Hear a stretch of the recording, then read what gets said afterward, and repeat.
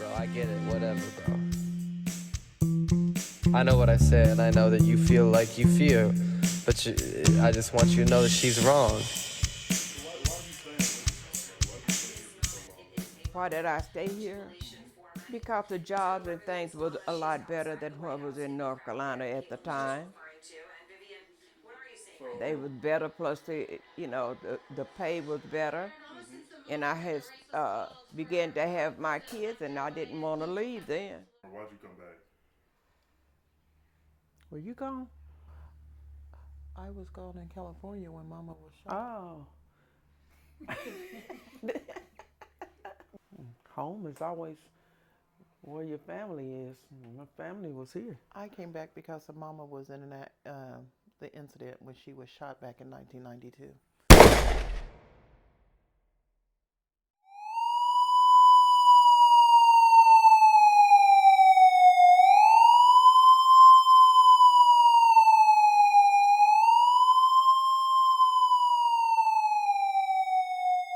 that I had went through Like after. just like some depression or anxiety. Like what are some things that like I or didn't. even I wasn't too depressed. The only thing that bothered me, I couldn't walk, and I wasn't able to walk.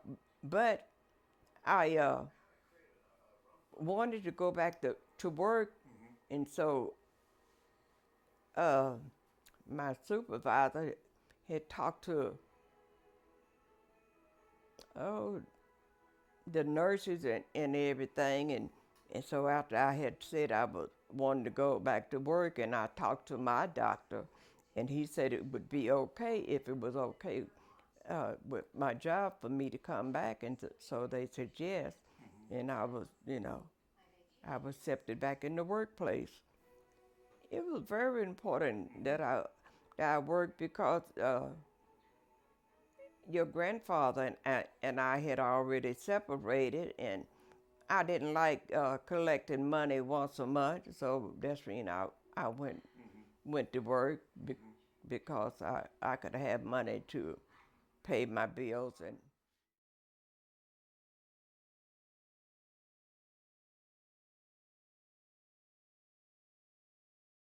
I hung out with my sisters. I enjoyed hanging out with my sisters and traveling and things like that. And when I had my son, I continued to do the same thing, hang out with my sisters and travel, visiting different places.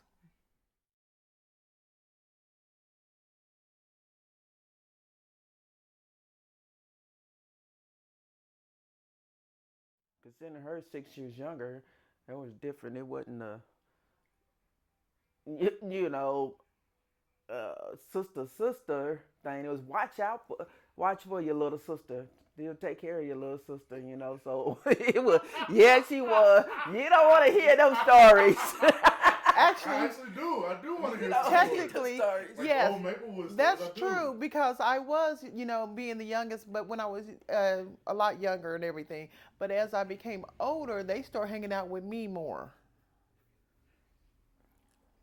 Yeah, Who hung out with you? yeah, hang out with me. Look at her. Because she got old enough to be one of us then. Who She named got the old enough to be motorcycle one club? of us then.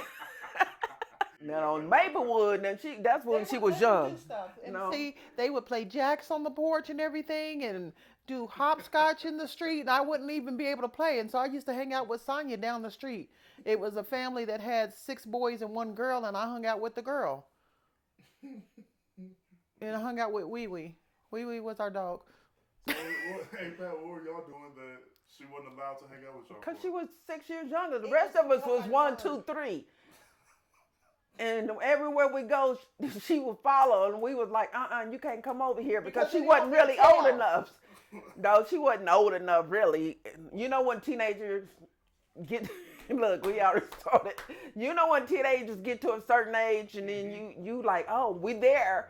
But then you got this little one behind you, like, no, wait a minute, she's not there yet. But she insists on coming, knocking on the door where we went. We go somewhere, she would knock on the door. She even broke somebody's window one time because we wouldn't let her in. How'd you get the scar? Because they wouldn't let me play a song. And it was What a song, matter. what song was it? I don't know, it's probably Smokey Robinson or something. I always had like him. And it was pushing out the door, and I thought the door was open, but it was locked. and so I pushed it, and it didn't open, and so I hit it, and then my hand went through it and cut it, and so I had to have stitches. So all in all, like, what does family mean to you? What do family mean? Mm-hmm. Oh, family means a lot. I constantly try to have a lot get-togethers. Now I'm too old to try to keep the family together. My family means everything to me. Communication, love, and just like everybody else, a family is, the heart of everybody. Keep the family together. You drift apart, and that's kind of like we're doing now, but it's always good to see someone in the family off and on and keep contact with them and stuff. So, I just try to have the 4th of July get-togethers and keep us strong. But, like you said, you get older and you can't, and not able to do what you usually do. And I think once we lost Lady is when things changed. Yeah, I started kind of, She's almost like our glue. And then Lady was the sister, she's the number 2 one. And so she passed away 4 years ago. This month.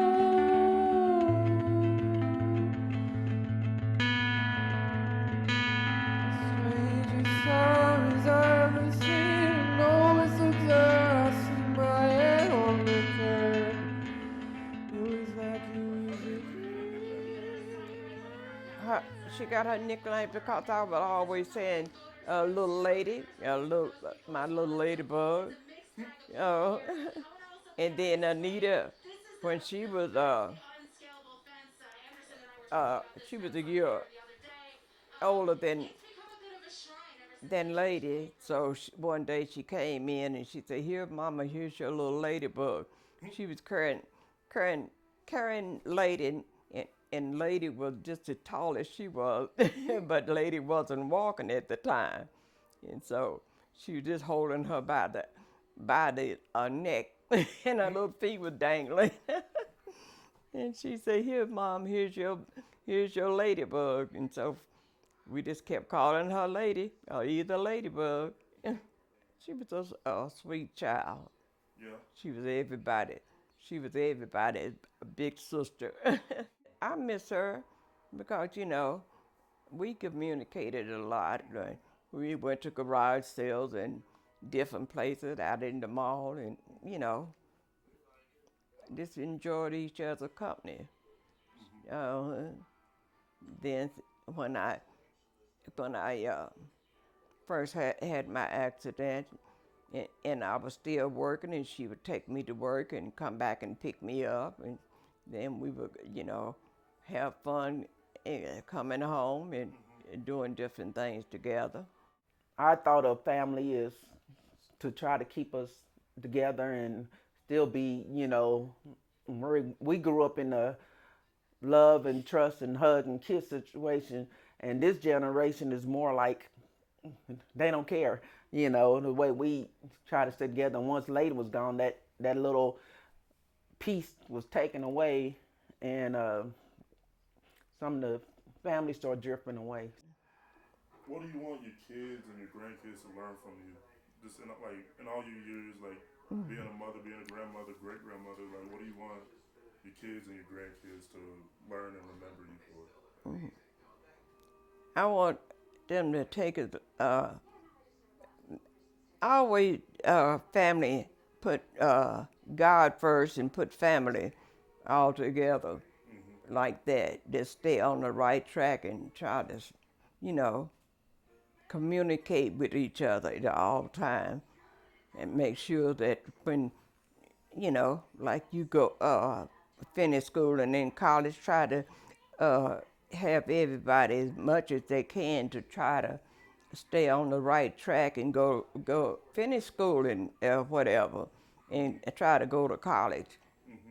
It's the main thing. Hard work and strength and stuff that to continue on, even when something comes up bad, because we have our good and we had plenty of bad in our life. So, sometimes people give up, but to let them know that there's always a sunny side to things. I think faith, keep your faith, love, care about others. So, like, what are some of your favorite memories just over the years from whether it be family gatherings, before kids, before whatever it was, like in total? Like, what's some of your favorite memories from your life in general? I think one of mine was like going over to Frenchie's house. I was just talking about that the other day to somebody at work about. Our grandmother's first cousin, she raised her when when grandmother's parents passed away, and she's been gone many many years, but she was just a little bitty mite. What was she, about 4'10"? 14, 411. And she was, Her stories. And yeah, her stories, and just going over there, her garden that she had, and she would just grow watermelons and squash and vegetables and everything in her garden. And she made live soap. yeah, And she was from the Underground Railroad. and she lived in a duplex, but she shared her bathroom with her neighbor, and it was just weird. I mean, that was weird, but it was still like, just something we knew, and it was like, let's go over to Frankie's house, and she had only had a 1 bedroom. And that's another generation thing, because we go over there and we didn't have none, but when we woke up we had skirts to go to church. But she'll stay up all night and made us some skirts on skirt. I didn't know. She made us some skirts, and we go and we walked across the street just to get to church. yeah, and I then remember that, the train track and everything going the across other the street. time I thing. have to show that to you. Did she ever make you roll your feet on the pop bottles? Oh, no. No, See, when, that keep your arch in your feet, and you had to sit on the porch and roll our feet on the pop bottles. And say we was a little bit older than her, so she was smaller. So, she but walks like that, she still so it didn't work. it didn't work. So, like, do you have any specific like regrets in your life that you wish you could go back and change? Like anything specific or anything in general that you just wish there was something that you could change? My biggest thing is just education-wise. I wish I would have done maybe a different path on that. I mean, my degree is in business, and I waited a long time to do that, and so I don't even work in the field that I have my degree in. Obviously, I work in a business, but that's not what I do. I've been in social work, social services for the last 28 years. So I think I probably would have gone a different route, maybe with a different background. But I mean, it doesn't affect me now because I still do the same thing. I mean, I still do the same career. Yeah, I think mine would have been educated too, to finish my education, but it probably, because I was going into business myself, and I probably would have did interior design or something like that. But other than that, it's changed as far as. I don't have any regrets. No regrets. I think I probably would have done different things with my son, my child, just to make sure that he knows, just to make sure that different things. Maybe it would have been easier financially or something like that, I wouldn't change the way I love him, and he was planned, or you were planned, so. We grew also with our kids. I did kind of grew with my kid. Is that because you had them kind of young? I mean, well, my first one, it kind of grew. You always have a learning, and I learned so much, as I grew. And with the next child, I changed things, but as for them, son stuff, yeah. I have good kids, then I got extra kids, got gift kids, and so I don't know about that. they my God gift. We didn't ask for them. So, like, when you say, like, does learning ever stop for you? I mean, both of you are into your 50s, and, like, does learning ever... You are, Mama. You 50? Yeah. No, learning don't stop, because, like I said, it's the same thing that's saying, like, family value. Our family value is different than what the other generation. Right. And so we have to learn to step back a little bit, even though we believe we was right on this and that, and and want to keep this, and because we're raised in a loving mother, loving grandparents, and everything else, and we value things different. And with this generation and the way things are now, you know, people see things different than what we try to be as love. They like, they trying to tell us what to do, but it's not that. It's just, you know. Why are you looking at me like It's that? it's just a different world. I mean, do you know that I love you? Yeah. I mean, other than just you telling me that every day and every time we get off the phone or whatever. Yeah. It's just, I mean, I know my mama loves me because I'm so much like her, and she wouldn't have let me become so much like her unless she loved me so much. I'm sure your kids would probably say the same thing. It's just that it's the love that you don't always necessarily know about. That's just like, exactly. Mama's there, so I'm comfortable whenever, like, Yeah. 'cause I mean, I'm not always comfortable with that all the time.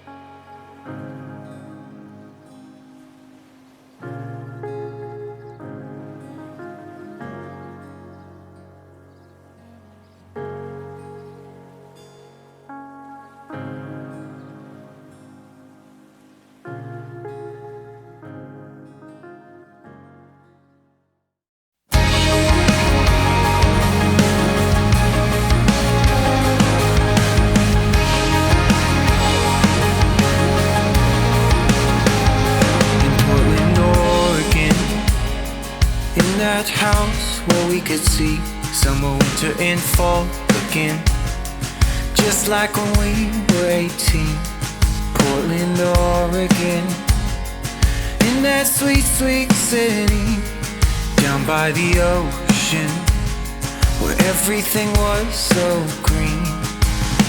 I've never found a love like this, from the valley to the mountains, from Tennessee to Washington. I have never found someone that feels like breath again. I have never found someone like I did in